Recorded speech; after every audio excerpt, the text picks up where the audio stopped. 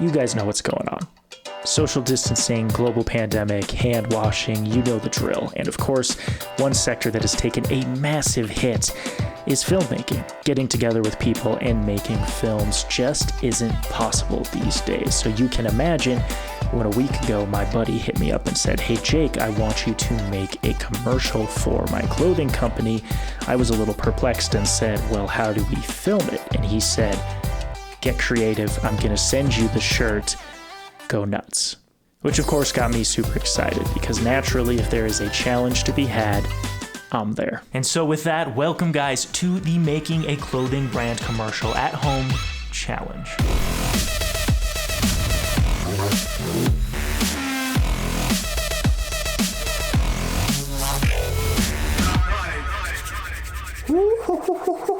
Yo guys, what is going on? Welcome back to another video, guys. This one was a lot of fun for me to make this week, guys, so I'm excited to share it with you. We are going to play the commercial in just a sec, but I thought I'd give a tad bit more context. We'll play the commercial, and then afterwards I'll meet you guys for the behind the scenes. We're going to talk through kind of how we shot some stuff, you know, some of the techniques that I did, things that didn't work, things that ended up working great, and just a little bit of self-criticism and reflection so that next time it's that much better. Like I mentioned before, guys, this video was completely shot at home in a sense. It was shot with social distancing in mind. First shoot was here in the studio, the second shoot was out in my backyard, and the third shoot was kind of a walk that my wife and I did. We rocked our shirts. I should be wearing it today, but it's dirty from all the filming, and Car has one herself as well, and we just went and walked and got some kind of, you know, sunset shots to throw in with the rest of the shoot. And the last thing that I'll say, guys, if you want to help me out, link is down in the description below to go pick up these shirts if you dig them. It's gonna help me out because of course you guys are gonna buy stuff. My buddy's gonna call me up and say, "Jake, that was awesome, let's get you some more work." I of course would appreciate it. But guys, of course we can discuss all of the details in the behind the scenes, so without further ado, let's roll the video and I'll see you guys after.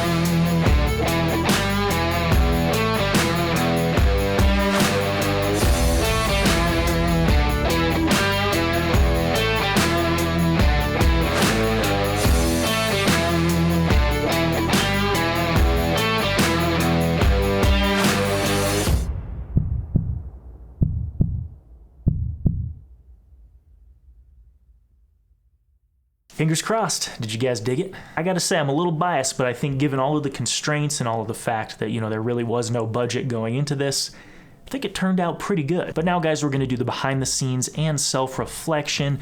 As we all know, of course, it makes total sense to look critically at your work and say, what can we improve on and what went well, right? So that in the future, when we do more jobs, we know what tools we might want to hit next time, and maybe we were aware of things that we wouldn't do again. So first things first, guys, I want to talk about the location in a little bit more detail. Really, this video was broken into three main shoots. The first one was here in the studio, where I was trying to capture my initial idea, which failed, which we'll talk about, but I wanted to get kind of the product beauty shots, really highlight the logo of the shirt, and then utilize that throughout the video. So that was shoot number one. Shoot number two was the smoke fog machine in the backyard late at night so that there was no, you know, sunlight. It was all artificially lit in an effort to, again, disguise where I was at and use the smoke and the background of the blackness to really draw attention to me wearing the shirt. And I thought that was going to be a good way to, of course, kind of hide the fact that I was just in my backyard. And then the third shoot was just me and my wife. We threw on our remnant shirts and we just took a quick walk from our house. Social distancing, avoided people. We're lucky we live in a great little neighborhood where we were actually able to kind of get onto a dirt trail and kind of walk around through some grass and kind of this cool bluffy area. Made for a good little shoot, and I just brought the Sony and we just grabbed some kind of beauty shots as we went. So that was the three main shoots for this project. Second important piece of any commercial is not only the locations, but the lighting. And I think, guys, that this is huge. One thing that I learned from this project, and I continue to learn, is is that no matter what camera you're using, get the lighting correct. Before you go spending money on upgrading your camera, definitely consider lenses. Lenses are a great option, but more and more, if you're someone who's trying to get better, I think I would keep recommending to look at getting better lights. Time and time again, I just find that having those better lights makes a huge difference on the production value of my videos. As you guys know, I mean, I haven't spent an arm and a leg on lighting. I've got this wand light that's behind me that I think was like 50 bucks, battery powered, so that's really cool. My key light is kind of a cheap light that I got off of Amazon. I think it's like, it was maybe 50 bucks or something like that as well.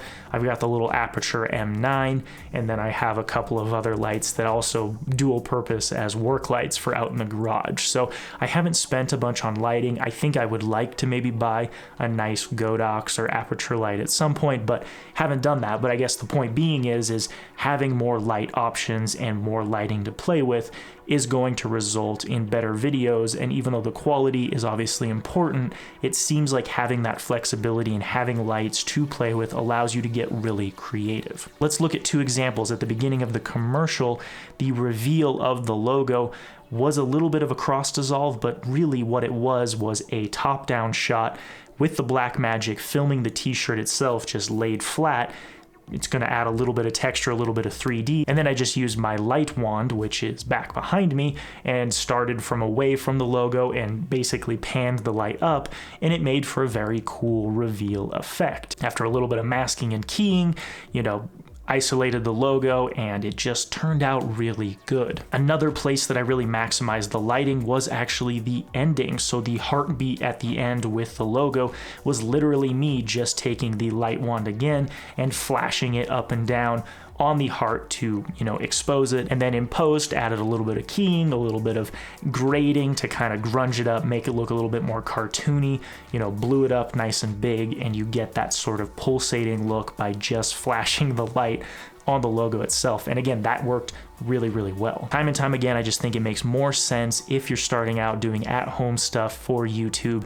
Invest in lighting first before you go try to really beef up your camera. But for the sake of completeness, let's talk about which cameras we used for this shoot. I stuck to my two current favorites, which is the Sony a7 III and the Blackmagic Pocket 4K for kind of those high quality, raw, you know, commercial shots, the ones that I wanted the most quality for.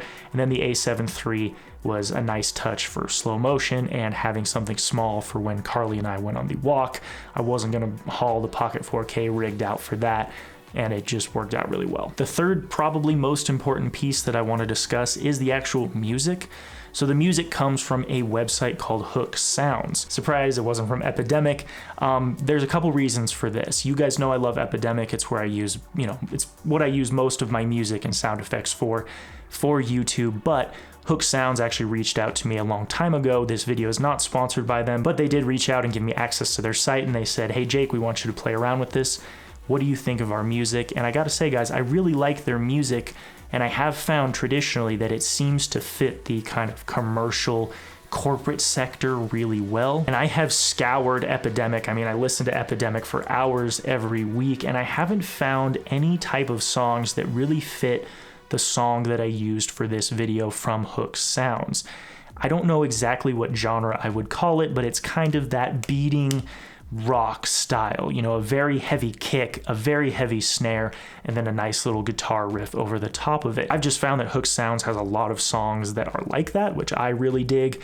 And although Epidemic has a lot of options, I mean, you know, if you've ever watched Peter McKinnon, most of his songs are kind of in that sort of genre, but they're just not quite there. But they just don't sound exactly like what I wanted to go for this video, which is kind of the epic, you know, get shit done kind of look.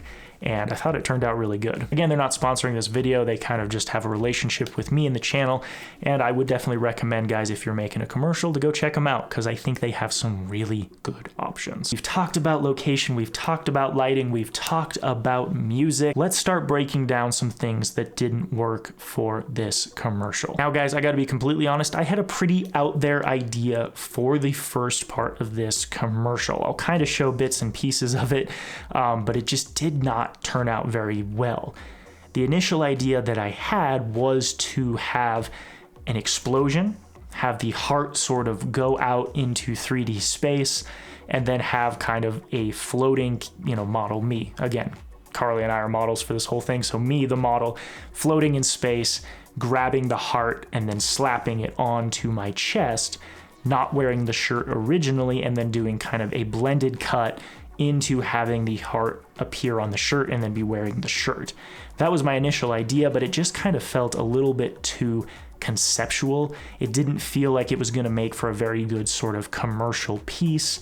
Therefore, in the edit, I started working on it, and I was just like, this feels like a cool, fun, test my skills kind of effect, but I don't know if it fits this commercial. So even though it was kind of a cool idea and I was pretty excited about it, I actually ended up canning that idea. And as you guys saw in the commercial, it didn't make it in there.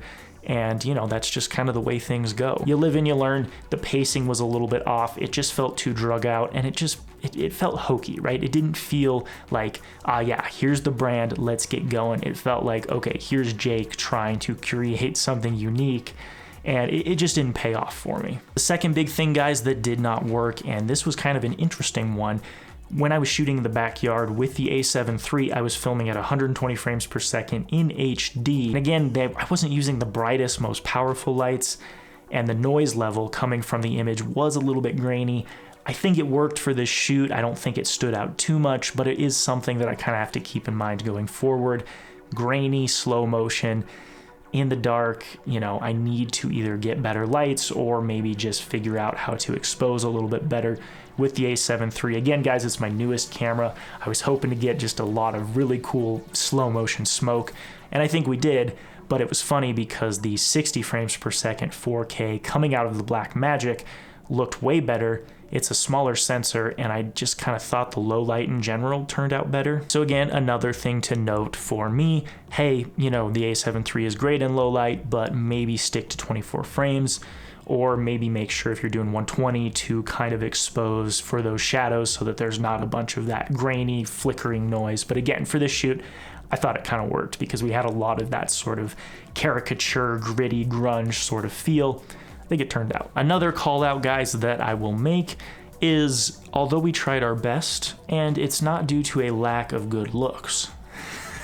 I probably should have shaved my mustache before we filmed this commercial. My wife and I are not clothing models. I think we did okay. I think it's believable, but neither of us knew what we were doing. When you watch a clothing commercial and then you watch this one, you might kind of go, okay, the faces weren't the best, the motion wasn't necessarily the best. And again, I think given that, we've never done this before in our lives, I still think it turned out really good. I think it looks fine, but again, we're not models. Of course, after quarantine, if I was to film another kind of clothing brand, it would be fun to get some models that actually kind of have modeled before or maybe know what they're doing, because I feel like I can direct it well, but there's also, part of it that comes from that natural talent of the actor knowing what they're doing. But again, just things that we're learning as we go. All right, so I don't want this video to be too terribly long. I'm super good at just talking and talking and talking. I think we covered the main behind the scenes. If there's anything that I missed, anything that you guys have questions on, for sure comment down below. I am pretty good at getting back to almost every comment, so I would love to have a conversation with you. And if there's anything that you want to know that I didn't talk about, I'd be happy to talk about it in the comments section. But guys, that's it for this video. Have a great rest of your day. Stay safe, stay healthy, and don't forget, as always, that creativity comes from constraint. Peace, guys.